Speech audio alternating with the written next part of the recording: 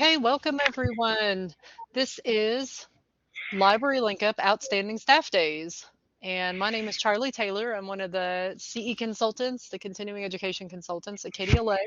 And I'm going to be sort of moderating and helping out during this webinar.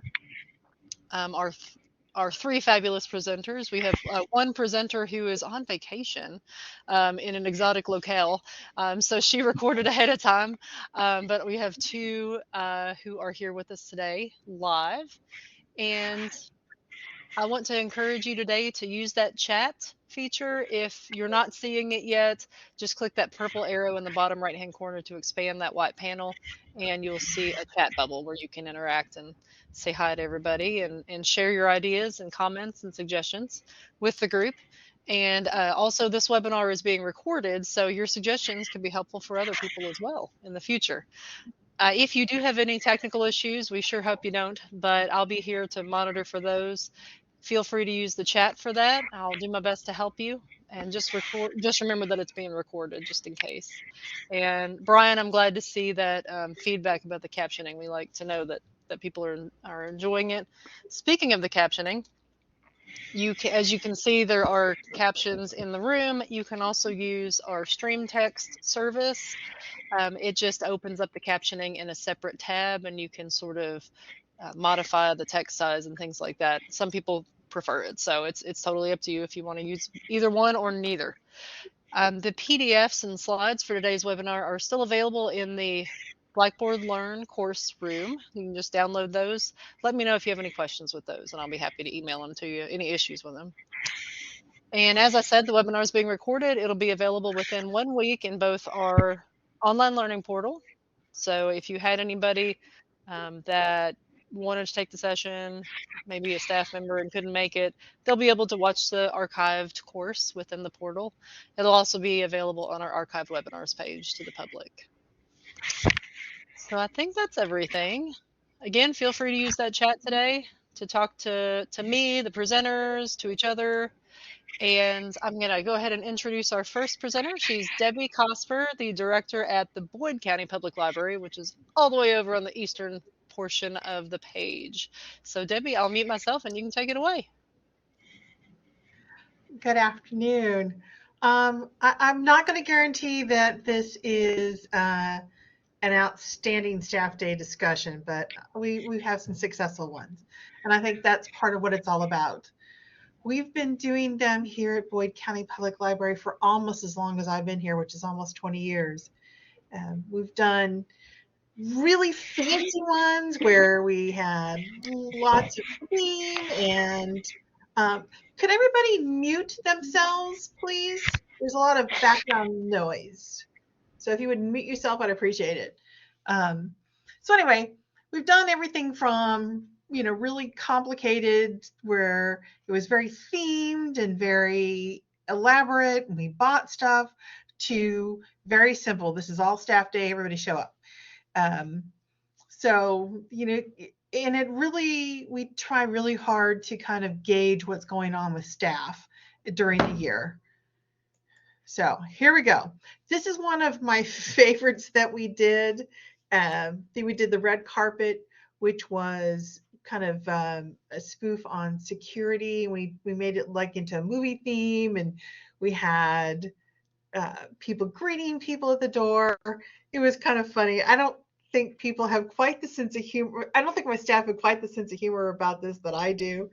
Fortunately, my team does. But you can read how we try to make it look like a movie poster. Here's some of the themes we've had over the years. We've done library games, which was based on popular game shows. I've downloaded a game app where you could, put in your own questions, and it was about policies and procedures and any issues that had come up. We asked everyone to read all of that before they came.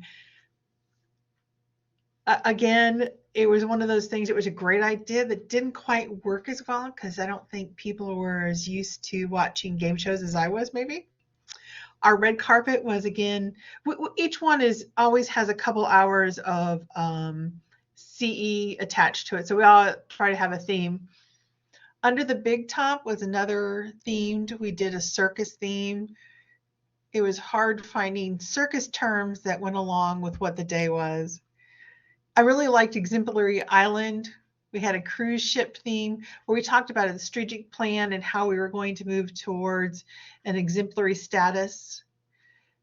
Plan B was making plans for emergencies, for the future, for being healthy. Um, Global World Tour. We did Ports of Call, where we introduced all of the different departments and they got to talk a lot, very in depth on what they do for the library. And then we had one all about us, which was users and staff. We had one that we did that's not on here that was hysterical. We had each department get together and do some kind of skit about what was going on or some issue they were having. Some staff have just a great sense of humor. Overall, I don't think it went over too well, simply because people were really had a little bit of stage fright, but it was, oh my gosh, we laughed so hard. All right, so this is how we set up our all staff day. We have a committee. It's usually 4 or 5 of us. We get together, pick the theme, we pick the food, we make the plans for the day. We take care of all the little nits and, all those little details that happen. It's always the second Tuesday in October, which is, what is that? It is Columbus Day. We're not actually closed for staff to take off, but it's a day we're always closed. It's mandatory for all staff. And yes, I have some staff who are still in school, so we always ask them to tell their supervisors as soon as possible if they have any issues that come up.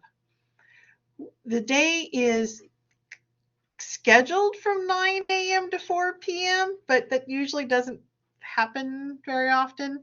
I try very hard to end the day at 3 o'clock. It makes me very popular. It still gives us about a 6-hour day.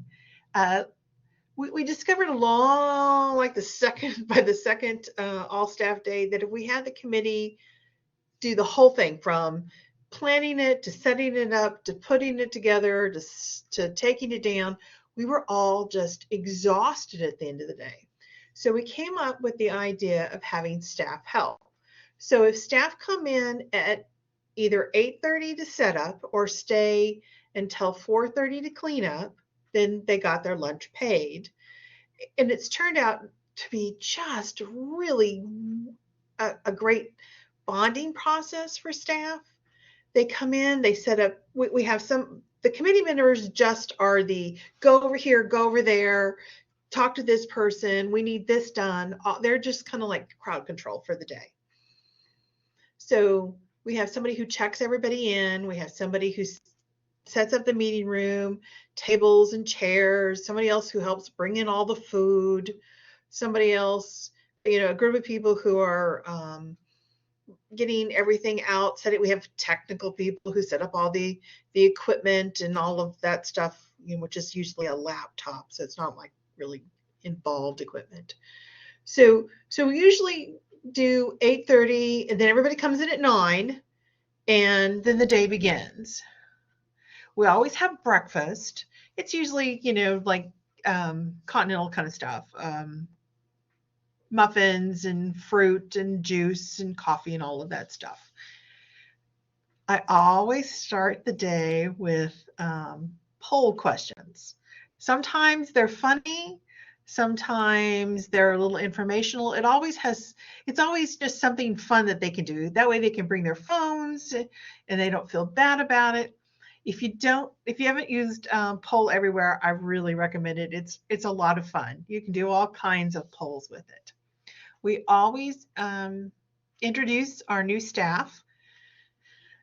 Even though we only have a staff about 40, there's always a couple that just end up at one branch and not at the other. We always have at least 2 hours of some kind of continuing education. And it can be anything from going over new policies to having the fire department come in and talk about safety issues. And if sometimes it's a couple hours or 2 or 3 hours, so it goes beyond lunch, but we always invite whoever comes in to do our CE, we invite them to lunch. It's one more person, doesn't really count. Um, Education continues after lunch if needed. Sometimes it does, sometimes it doesn't. We always have after education is over, we do staff acknowledgement, or that's not the right word, staff service awards. Everybody who's achieved 5, 10, 15, 20, and 20 plus milestones. That's always a lot of fun. And then we have some kind of Q&A that's answered by our management team or myself. We've asked staff not to have staff conflict issues come up. We've had a few petty little things, and we try very hard not to do that. Sometimes we get some really good questions. Sometimes we get people who are just venting, and it helps. Sometimes when we know there's issues out there, we get somebody to submit questions that staff don't know that we're doing, so that we can answer them. It seems to work pretty well. I try really hard to end the day by 3 p.m. And staff know that we're probably going to do that. Cleanup lasts about 30 minutes. Everybody who came in at 8:30 goes home. We just go home. Don't even try to stay. Just go home and you're done. Cleanup is, put tables up, wash dishes, put the food away, that kind of stuff. And we're done by 4 o'clock. Dress code is kind of sort of out the window. We let them wear shorts or flip-flops, things that they don't normally get to wear during the normal day. We ask, no bare midriffs, keep it G-rated, that kind of stuff. Each year, we base our all staff day on issues that just come up over the year. Some little thing comes up, and I'll tell you, it's like clockwork. Every 3 or 4 years, we do something on customer service. It always just seems to roll around. Also, every few years, we have our benefit providers come in. We talk about what kind of benefits are available. We let them talk with them. We schedule appointments. Lunch is always catered. We discovered after like the second time, just have it catered so nobody has to go out and get it, set it up, put it away. It just makes it easier on everybody. We always have some door prizes, and it's usually the free stuff that comes in through the year, or Kelly, our person who does our purchasing, may get some free things. We have given days off to both our full and part-time staff. We purchase land-in shirts on their anniversary. They get $200 to spend, so we'll sometimes do a gift certificate so they can buy another shirt. We always laugh. We laugh a lot, and it helps that my assistant director and I have the same sense of humor. So we always try to laugh. And at the end, I always do a simple poll as an evaluation. I really and truly tried to set this up to do this, but it wouldn't work in all this. So this is it. I mean, it's just, did you enjoy yourself? Was it okay? Did you want to get out of here? I have yet to have anybody vote or to put in a C. So that's pretty good. Most of the time, it's usually A. You feed them, you laugh, give them a little C points, and it works out really well. I just want to tell you about one other all-staff day we had that was just really interesting. The police department asked if they could use the library as active shooter training. And we said, sure, come in, talk to the staff about what they need to do and how they need to react and what they want to do. So we had the whole day wrapped around that. The police department came. We had our little SWAT kind of guys come.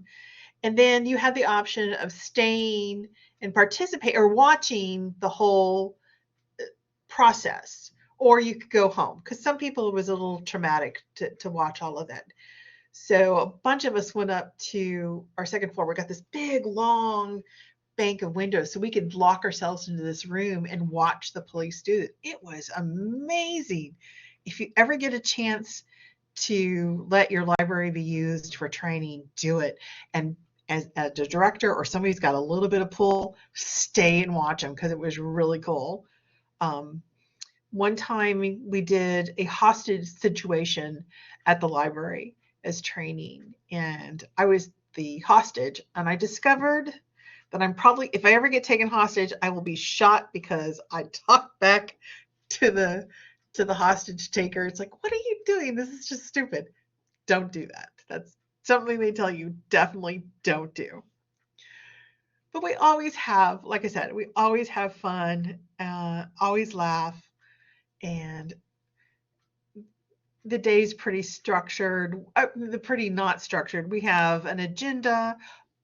Oh, one thing I do is we use Google Drive where it's a shared folder, and we put up a spreadsheet that you can pick setup up, and you have so many days to do it. If you don't, I assign somebody. That way we know who's coming in and who's not coming in. But basically, that's our all staff day. Thank you, Debbie. We do have a question from Mandy. She's curious about who pays for the prizes, that individual awards.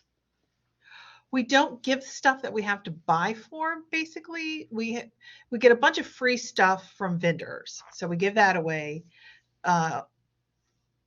Leave, like I give a certificate for so many hours of leave, that doesn't cost us anything. And the little bit that we give to Lansian for our shirts isn't really a significant amount of money. We just put it towards our shirt budget. So we don't actually buy anything to give away. Gotcha. Were any of your themes that you've done over the years particularly popular with your staff? Anytime we get like the somebody who's kind of a community icon, like the police department comes in, they are always popular. The one we had this last year was really popular too. We had the Salvation Army major come in and talk about homeless people. Excuse me. And he did exactly what I wanted without me even telling him. He told staff to treat people as human. And anytime we have people come in and talk about the homeless people or people who are a challenge to work with, and they're always telling them, treat them kindly, talk to them.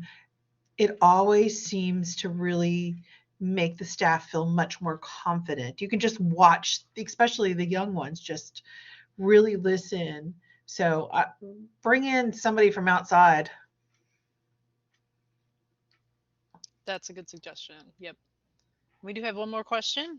Do you purchase, so you've got these great themes like the red carpet. Do you purchase decor for your themes to kind of go along with it? Sometimes, it depends on how far into the year or how close to all staff day we wait to make a plan. Kelly, who does my purchasing, she is great about finding inexpensive, from Oriental Trading props and things. We don't spend very much money on the props, and sometimes our PR company will print out some banners or things, but we don't spend very much money. Oriental Trading is great for that stuff. It's temporary, you're done with it.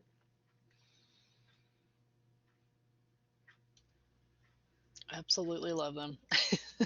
Yeah, they have one of everything ever made. exactly. All right, I think that's all. Go ahead. Sorry. I was just going to say, Oriental Trading has 150 of one thing ever made. That's true. Gotta buy in bulk. Yes, exactly. That's true. Well, thank you so much. That's all our questions. If you wouldn't mind sticking around, and in case any other questions come up, and you might be able to help out with some suggestions as well. Thank you so much, Debbie. Our next presenter, as I mentioned, Sorry, I muted myself. As I mentioned at the beginning, is actually on vacation, but she was kind enough to record her portion before she left. So let me switch over to her video. And her name is Damaris Hill. She is the director at the Anderson Public Library, which is just south of Frankfort, sort of central portion of the state, in case you're wondering where she is. When she's at work. So I'll start her presentation and we'll listen to her video. And she wanted to let everybody know if you have any follow-up questions, anything like that, feel free to reach out to her. So.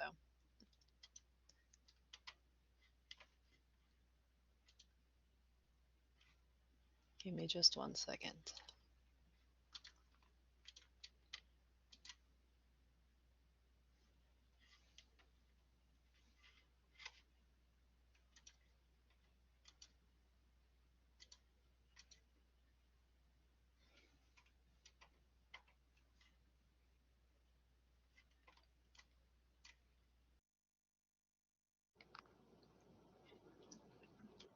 Hi, everyone. Thank you for joining me today to talk about Outstanding Staff Days.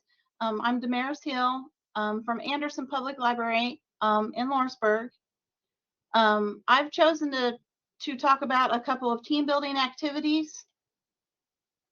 I'm going to introduce myself, and then I've chosen a Web of Compliments activity that is for a small group, and then a large group activity called Who Am I?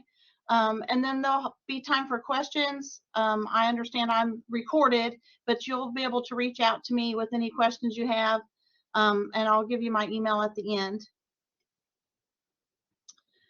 So like I said, I'm the current director at Anderson Public Library. I have over 15 years experience working in all different areas of the library and in libraries of various sizes. For me, staff days are more about team building and camaraderie than anything else. These things help us work on the soft skills, which are hard to teach, and they do not have to be dreaded days of drudgery. So the first activity, I did this when I was a circulation clerk in Avon, Indiana. We were a small group, around 15 people. This works for a smaller group, I'd say 8 to 20 people. And it encourages staff to recognize coworkers and create a literal web of compliments, which connects each individual to the team. So what you'll need for this is a large ball of string or yarn and a large space to form a circle. So once you get in your circle, you have the first staff person wrap the string around their finger 3 times, and then they choose another staff member to pass the yarn to or toss the yarn to. And while they do that, they give that staff person a compliment. And it doesn't have to be anything big. It can be, I love the cardigan that you wear every day, or I love that you come to work every day with a smile. So then that staff person then chooses the next staff person to toss the ball of yarn to, giving a compliment. And after it's gone around the whole circle and everyone has gotten the yarn and a compliment, now you have your web of compliments. And if you try to untangle it, it is almost impossible. So this is a way to show staff that that little bit of kindness every day, even if you're grumpy, helps build your team, and it helps build this web of compliments that if you have a rude patron come in, it's going to be a little harder for them to make you have a bad day. So for the large group, there's various ways of doing this, but this is what I used at my library in Gainesville. We had 204 staff, 12 branches, 2 bookmobiles, and it's called Who Am I? I actually love this activity, and you don't necessarily have to have 200 people, but it wouldn't work for 8 people, because 8 people pretty much, if you spend a lot of time together, it would be hard to find some little tidbit that people don't know. So to prepare for it, you're going to send out an email to all your staff asking them to provide one tidbit about themselves that folks don't know. And you will have to be careful because you will have those people that share something that's too much information. So you'll have to reach out to them and say, can you pick something a little less personal? I had a staff person that her tidbit that she sent me was she grew up on food stamps. And I reached out to her and said, let's have something a little less personal. And then you create your worksheets listing all the tidbits. So like for us, we scrambled the tidbits on different worksheets. So we had 200 staff, so we had 20 worksheets with 10 tidbits each. And you print off 10 sets of each worksheet, and then you shuffle them up. And then when staff day, at the beginning of staff day, as people check in, you hand them out at the beginning of the day. And then you want to leave time at the end of the day to go through the answers to say what the tidbit belongs to which person. And it's really a lot of fun because it's kind of throughout the day. Like if there's a short break during lunch, in the morning time when people are getting registered, you have people maybe reaching out to someone that maybe at a branch they don't normally work with, or the bookmobile person who's not in the building very much. And a lot of times the people that you think that tidbit belongs to, you'd be surprised.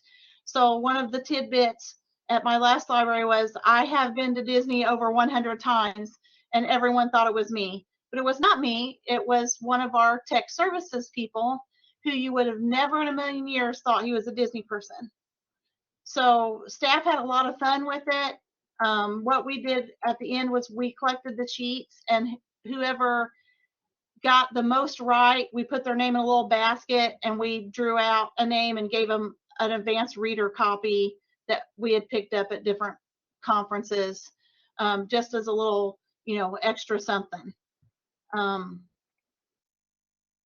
So staff days are an excellent way to improve staff morale if you find a nice balance between necessary and fun. And sometimes staff will say the best part of staff day was lunch, and that's okay. I just did my first staff day with this group, and I sent out a Survey Monkey, and 4 people said their favorite part of the day was lunch, and that's okay. I was okay with that. So this is the time, if I were live, that you would be able to answer questions or ask questions. But feel free to reach out to me. I'm going to give you my email. I'll be happy to answer any questions. And thank you for spending your time with me, so I can share my ideas of what I think makes an outstanding staff day. Ruth, thank you very much.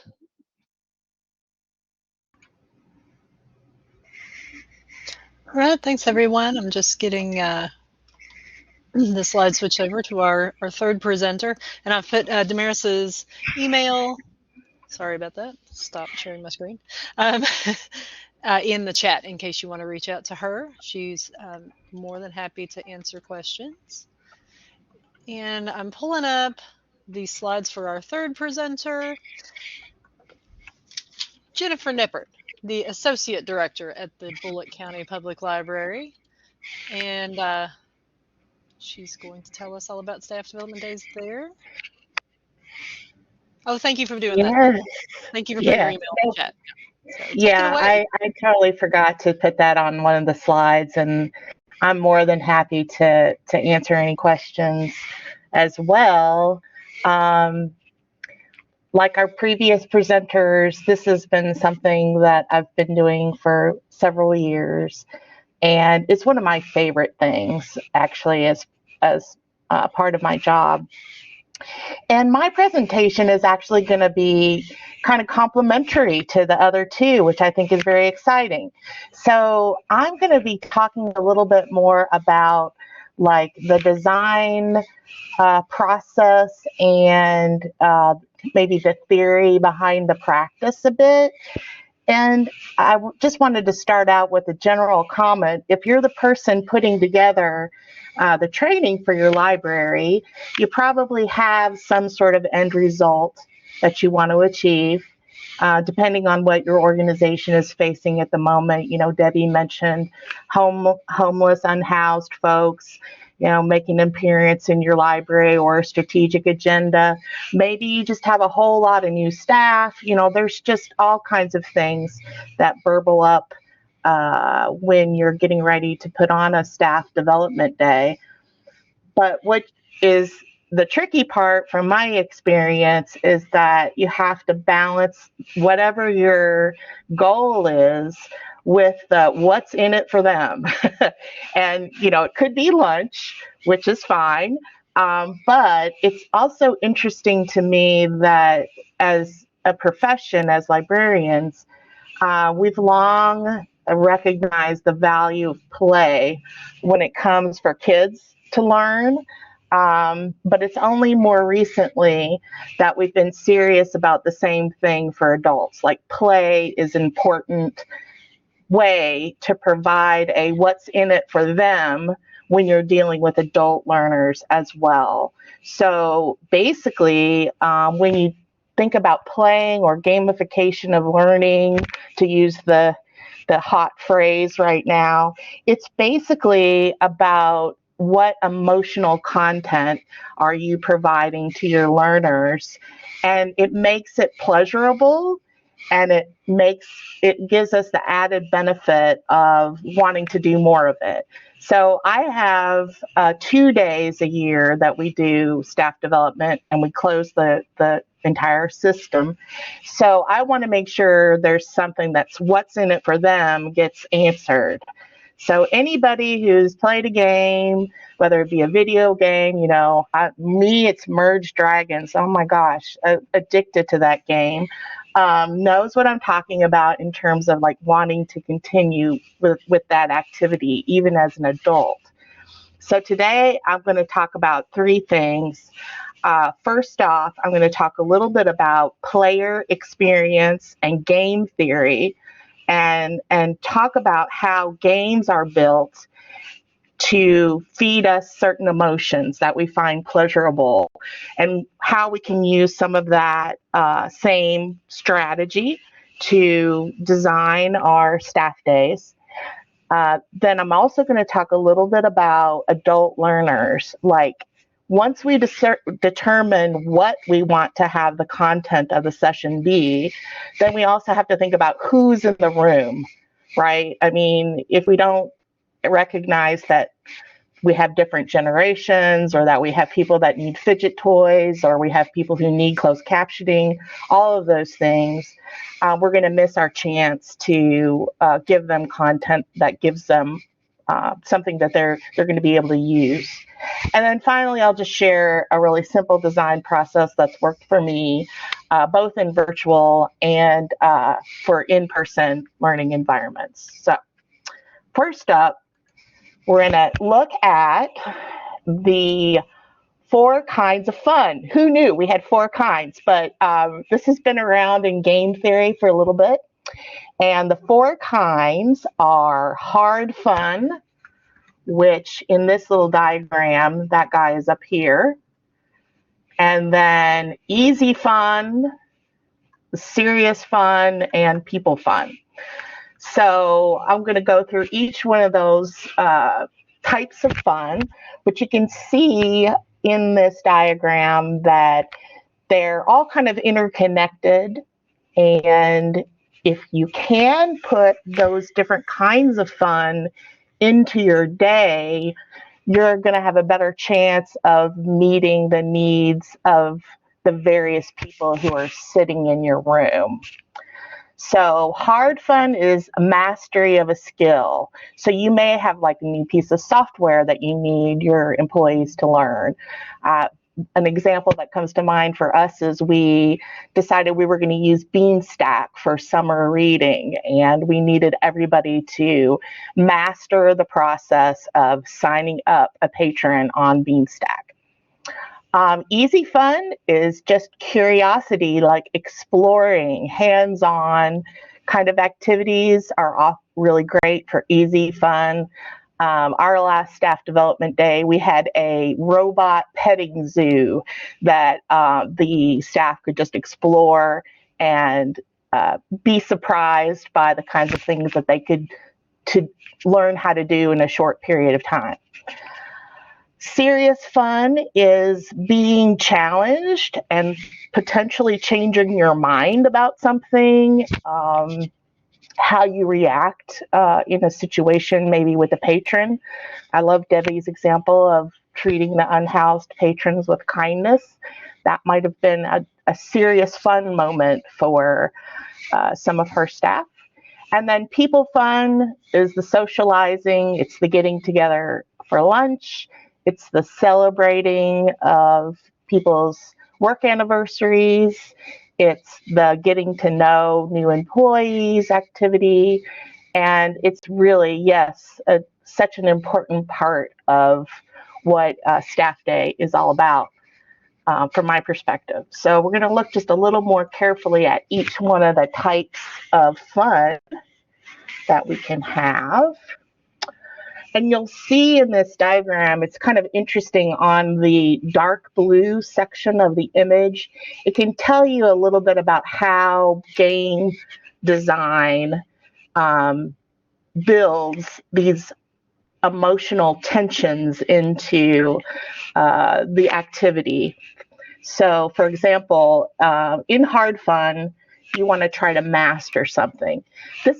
I think this is one of the hardest parts to do in a limited amount of time, like a staff development day, because usually when you want to do mastery with your staff, they're going to need to have more time than is generally available during your staff day, unless you spend like the whole day on Beanstack, which sometimes you have the luxury of doing and sometimes you don't.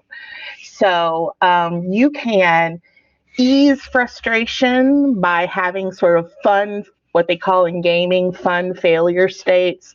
So like, if you didn't get it right on the first time, you're going to, get the loser badge or whatever kind of fun thing that you decide that's going to alleviate some of the frustration. Or if you want to ratchet it up a little bit, you can add different elements to the training. So for example, using the Beanstack example, now I want you to not only register a patron for Beanstack, but I also want you to help them register their child. And so you add a feature, a further element onto the hard fun job. So this is really about like hard skills, I guess, is like learning technology, learning a process, something that you need that's right or wrong answers is what you've got in your hard fun category. So next off, we're going to talk about easy fun. And I love the description of this in this diagram that like easy fun is the bubble wrap of game design. So often I'll use like an easy fun strategy when I'm trying to give people a break from sitting in a seat all day long. Because again, most of our folks are used to getting up and moving around. They're not used to being in a classroom setting for the entire day. So we'll get up and do a game that requires physical movement. Kind of the ball ribbon example was a good one from the previous presentation, but there's all kinds of places that you can go and look for these kinds of games that are easy, and they just spark some surprise and fun as part of the overall day that keeps you refreshed. Another thing that we do sometimes is like a treasure hunt or, an I Spy kind of thing, either throughout the space where the presentation is happening or in other, in the content, like in the handouts themselves, like put some Easter eggs, that kind of thing, and see if anybody notices. That's a good strategy for easy fun.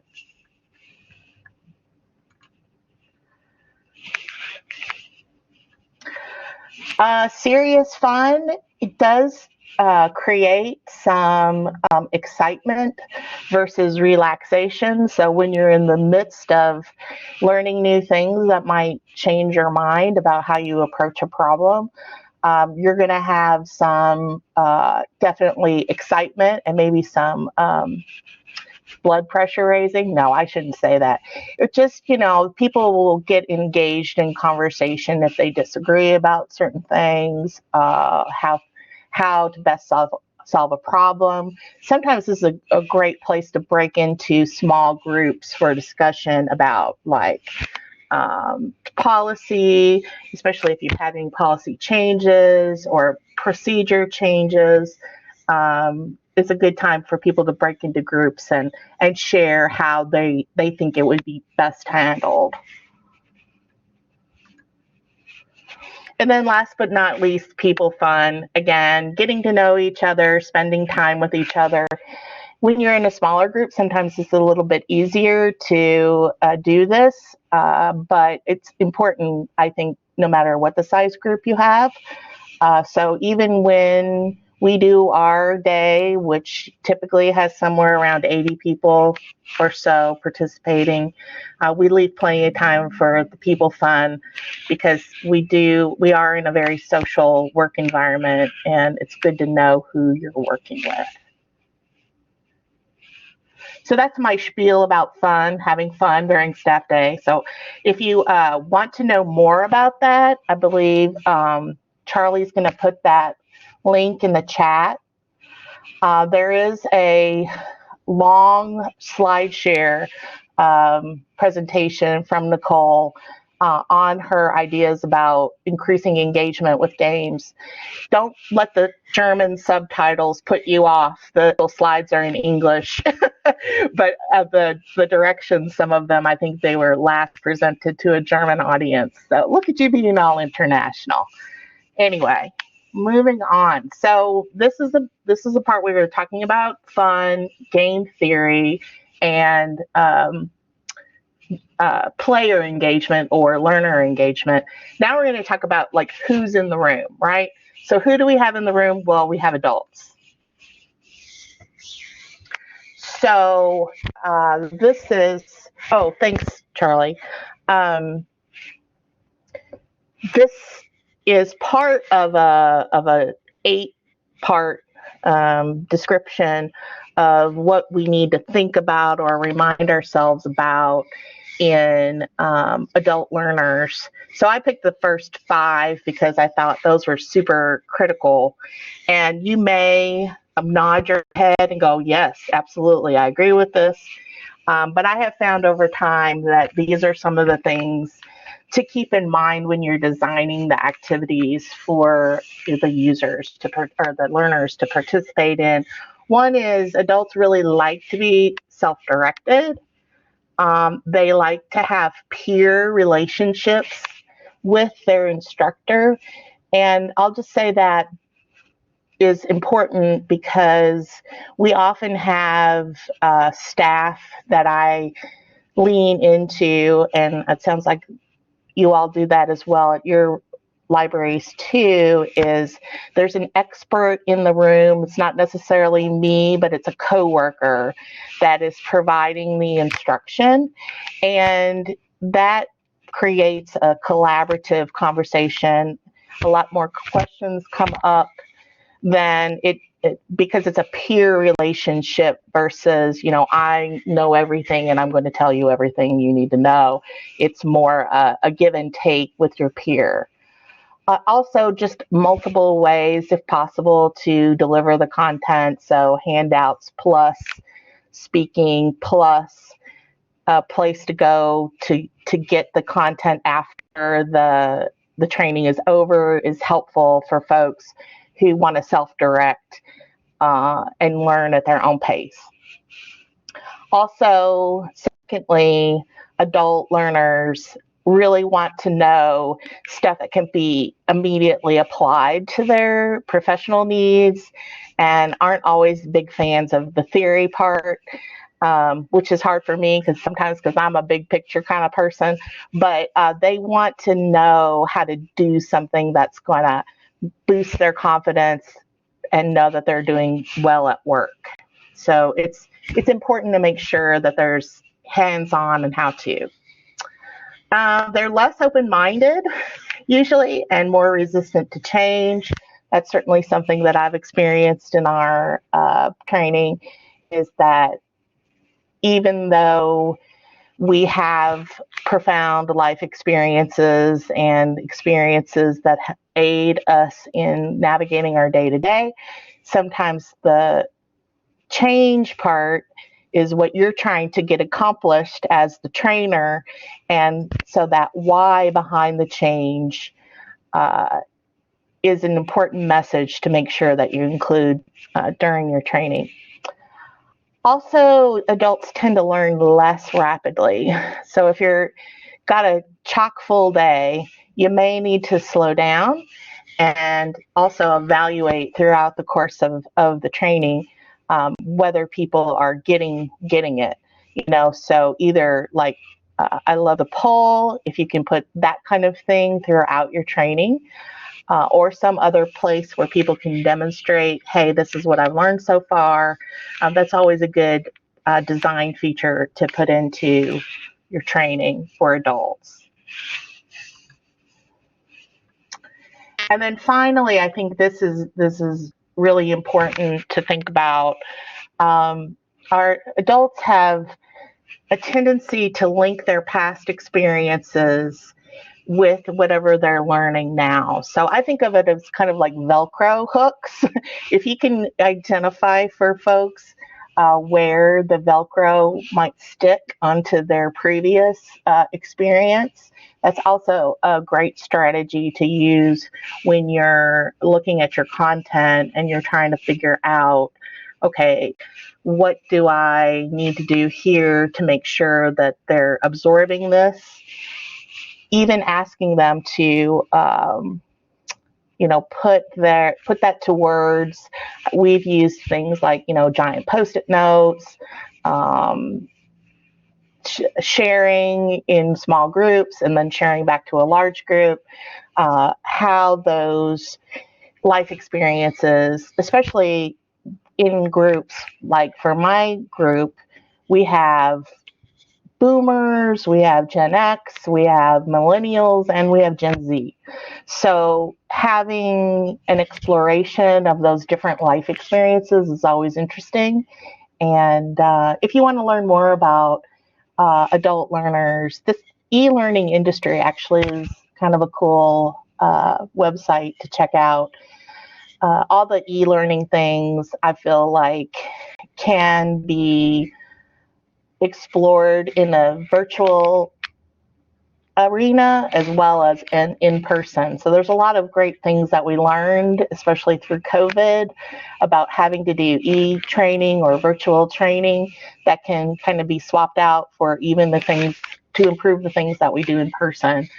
So I encourage you to check that out and see if you agree with the other 3 learner traits. So this is my last topic. So we covered the adult learners, and we covered what the content was going to be. So now we got to put it all together and figure out what's in it for them. So this is just a simple formula for you to take a look at. So what are your goals and objectives for the day? What do you need to accomplish, and what does that look like? And this comes from another great source that I would really like to highlight. If you don't know already, Training Magazine Network is a great resource with lots of free webinars, and they do recordings of their webinars as well. I stole this unashamedly from one of their presentations. So just giving a shout out to them, and I put that link in the chat. So first up, identify your goals and objectives. Try to assign a little bit of a time chunk to each one of those things. Decide where those activities are going to take place, whether it's in your space, if you have multiple spaces that you can go to, breakout sessions. What does that look? What does physically, are there chairs? Is there a TV screen? What do you need to accomplish each one of those activities? Then also, I find this to be very helpful. Determine what's social. So again, with adult learners, you want to let them have a peer experience when possible. So my goal is to say as the least amount that I can and let the other people talk and learn from each other. And that creates this fun camaraderie and also peer learning.